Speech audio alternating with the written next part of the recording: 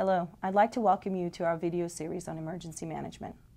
As a medical center, we have an obligation to be prepared and able to function in a situation which overwhelms the normal capabilities of the facility. All departments are charged with the responsibility of being able to function when faced with a disaster or emergency which taxes its resources beyond their normal capacity. The key to ensuring this is preparedness by you and the medical center. NYU Hospital will fulfill its responsibility to the community and to you by establishing and maintaining a continuous program on emergency management that ensures the hospital's effective response to disasters and emergencies, both internally within the hospital and externally within the surrounding community.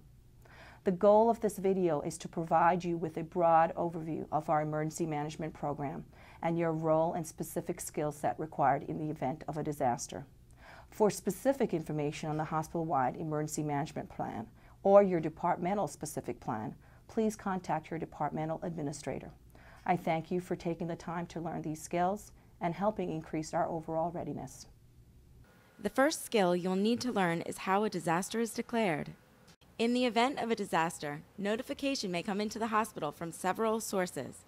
A typical scenario may be a call from emergency medical services to the emergency department. It is important to determine the nature of the event and the expected number of patients. If a disaster needs to be declared, then this will be done by the most senior leadership position available on site. This may include the emergency department attending, nursing leadership, or hospital administrator. This person will contact communications office to announce the disaster. Communications will then announce that the hospital is in disaster mode.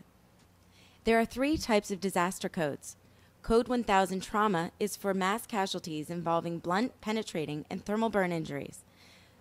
Code 1000 Decon is for chemical or radiation events requiring the activation of the decontamination showers. Code 1000 Epi is for a biological event that would require respiratory or infectious isolation.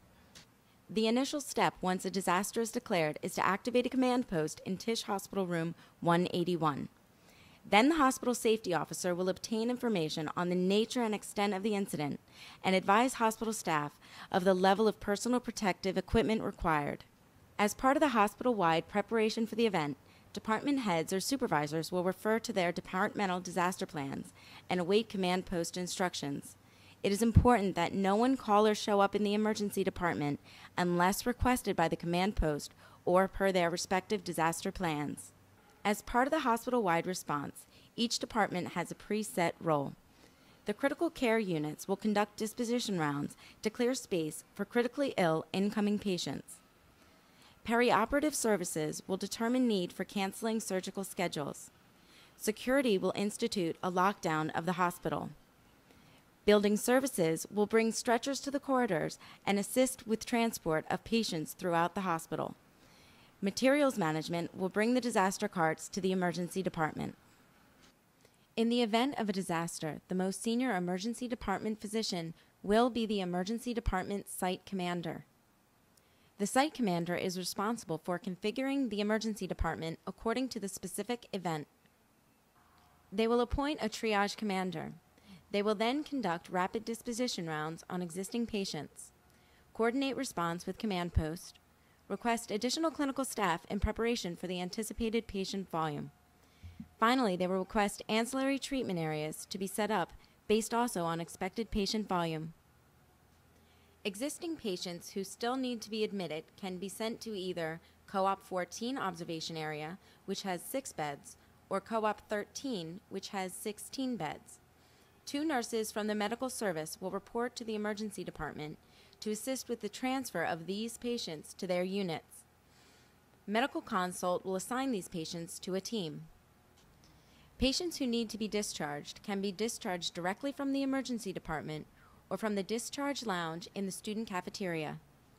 This concludes the overview of the Medical Center Disaster Plan. There are additional videos that provide more specific information about different types of disaster scenarios. Please take the time to review these different protocols as well as our other videos about disaster preparedness. Thank you for taking the time to learn about these valuable skills.